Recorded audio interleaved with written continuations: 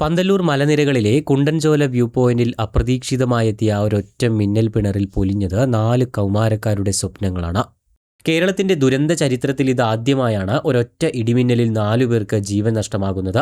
മലമുകളിൽ തുറസായ സ്ഥലത്ത് പ്രകൃതി ഭംഗി ആസ്വദിക്കാനിരുന്ന 7 സുഹൃത്തുക്കളുടെ സംഘത്തിലേക്കാണ് മരണം തീപ്പന്തമായി പതിച്ചത്. തുറസായ മലമുകളിലെ വ്യൂ പോയിന്റുകൾ മിന്നലേൽക്കാൻ ഏറ്റവും സാധ്യതയുള്ള ഇടങ്ങളാണെന്ന് സംസ്ഥാന ദുരന്ത നിവാരണ അതോറിറ്റിയിലെ വിദഗ്ധർ ചൂണ്ടിക്കാട്ടുന്നു.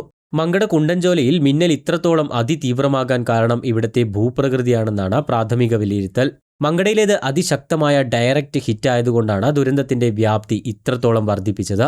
ചൊവ്വാഴ്ച വൈകുന്നേരം മലമുകളിലെ കുരങ്ങൻചോല പാറയിൽ കാറ്റുകൊണ്ട് വിശേഷങ്ങൾ പങ്കിട്ടിരിക്കുകയായിരുന്നു വെള്ളില സ്വദേശികളായ ആ 7 പേരും.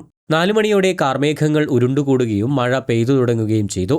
പെട്ടെന്നുണ്ടായ അതിശക്തമായ മിന്നൽ പിണറിൽ ആ പാറപ്പുറം ആകെ കരിഞ്ഞുപോയി.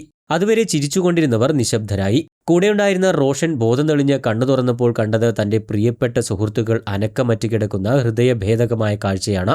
മങ്കട സ്വദേശികളായ റഹീസ്, ബഹാസ്, സിയാദ്, ഫഹദ് എന്നിവരാണ് ഈ അപകടത്തിൽ മരണപ്പെട്ടത്. റോഷൻ, ഇഷാദ്, സൽമാനുൽ ഫാരിസ് എന്നിവർ പരിക്കേറ്റ ചികിത്സയിലുമാണ്. മരിച്ച ഫഹദിന്റെ ഇരട്ട സഹോദരനാണ് പരിക്കേറ്റ റോഷൻ. മറ്റൊരു പരിക്കേറ്റ വ്യക്തിയായ സൽമാനുൽ ഫാരിസ് മരിച്ച റഹീസിന്റെ സഹോദരനുമാണ്. തന്റെ ഉറ്റവരുടെ വിയോഗമറിയാതെ ആശുപത്രി കിടക്കയിൽ റോഷൻ ഇടയ്ക്കിടെ തിരിഞ്ഞുകൊണ്ടിരുന്നത് ഒപ്പമുണ്ടായിരുന്ന തന്റെ പ്രിയപ്പെട്ട ഇരട്ട സഹോദരനെയായിരുന്നു. സഞ്ചാരികളുടെ പ്രിയപ്പെട്ട ഇടമാണ് കുണ്ടൻചോല വ്യൂ പോയിന്റ്.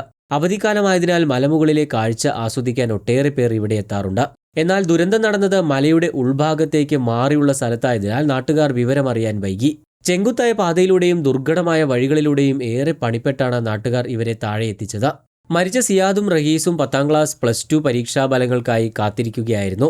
വെള്ളിലയിലെ ഒരു കടയിലെ ജീവനക്കാരായിരുന്നു ഫഹദ്.